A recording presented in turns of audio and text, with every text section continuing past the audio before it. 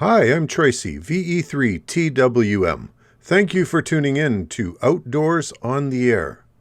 Today's ham radio marketplace is filled with a wide array of fascinating modern transceivers with an equally diverse spectrum of modern features. It's easy to become overwhelmed by the feature list of new rigs and wonder if you really need to pay for all the technology you may or may not use in the future. In this video, I'd like to position an out-of-left-field alternative that might be the biggest bargain in a base station ham radio. That product is the Icom IC-7410. But before delving into the 7410's feature set, I'd like to take you on a bit of an Icom history lesson that will show you why the rig in question is such a good deal on today's used market. Way back in 1997, Icom released a base transceiver with the model number IC-7410. The 746 featured a large monochrome LCD screen along with 160 meter to 2 meter all-mode coverage. While the 746 was beloved by many, the model was plagued by two issues that hampered its reputation. The power amplifier gained a reputation for being weak, with multiple reports of final RF transistors going dead, and the LCD backlight was a common failure point. Regardless, the 746 became popular and remained on Icom price lists for several years until its successor, the IC-746 Pro, was introduced. The 746 Pro was nearly identical in appearance, but added a tremendous new feature, DSP bandwidth filtering. Yet the 746 Pro did not do particularly well on the market, at least in part due to its reputation for blowing finals. Despite this, the 746 remained available until 2009. While Icom never publicly admitted to the issue with the final RF stage, it's obvious they were paying attention. In 2011, they released the successor to the 746 Pro, the IC-7410.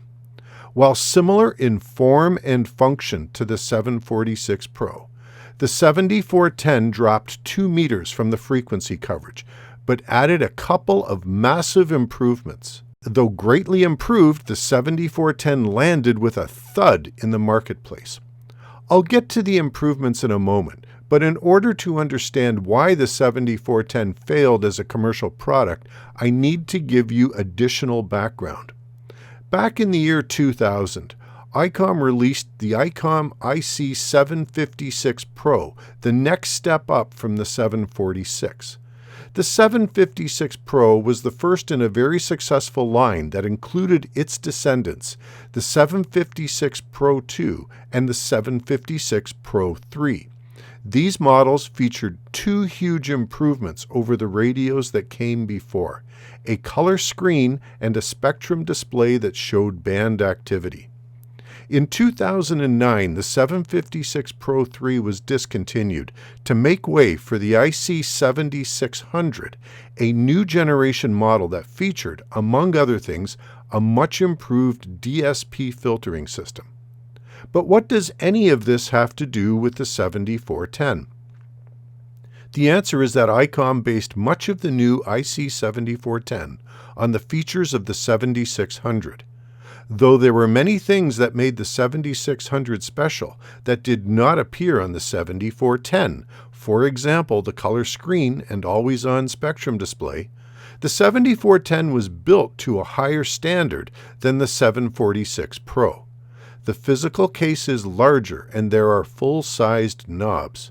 Given the higher build quality of the model, Icom had to charge more than they did for the older 746 Pro.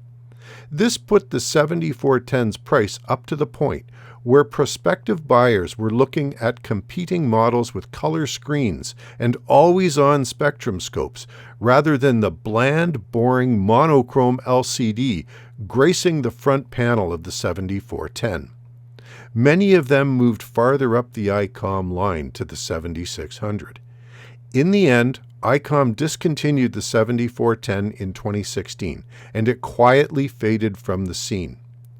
So with all of this being said, why might you be interested in a long discontinued model that the market turned its back on? I'm glad you asked.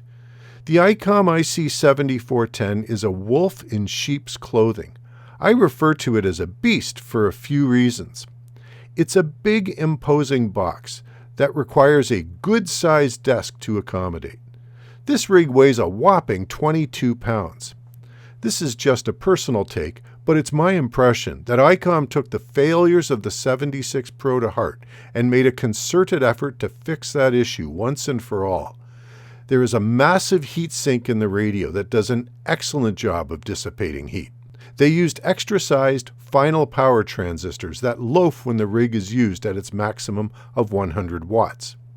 As earlier stated, the knobs are big and have great feel to them. This radio is very well built, and using the front panel controls convey that clearly.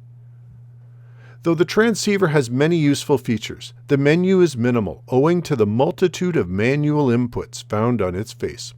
There is no dedicated receive antenna jack, but there are 2 antenna ports and a good, quiet built-in tuner. The DSP noise reduction and bandwidth filtering is excellent. This radio is renowned for having one of the quietest receivers ever produced, very important in our QRM-laden suburban shacks. One of my favorite features is the ability to see 3 meters on the display at once, power out, ALC, and either compression or SWR. Additionally, the 7410 has a USB port for rig control from a computer. There are many more features, but you're probably getting the idea. Now to the real reason you might be interested in the IC-7410. Many hams don't have any idea just how good this radio is, and many are not interested in a rig that does not have a color display and a spectrum scope.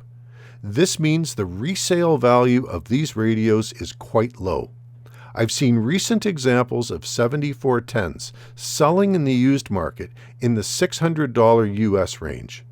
That's not much money to pay for a high-quality radio.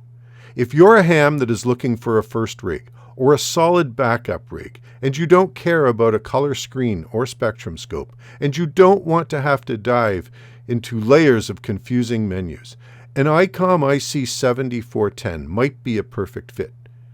Just make sure you have enough desk space. As for myself, I've used a 7410 in my shack for the past 5 years, and I still love it. Have you ever used an IC-7410? What are your thoughts about this rig? Please let me know your thoughts in the comments below. Any experience you can share will be helpful to others who watch this video. Just before I let you go, if you enjoyed this video, I'd really appreciate it if you'd leave me a tip via the Super Thanks button. Your contributions help me fund future videos. On that note, thank you for watching. Now it's your turn. Get out of the shack, get outdoors, and get on the air. 7-3 from Tracy, VE3, TWM.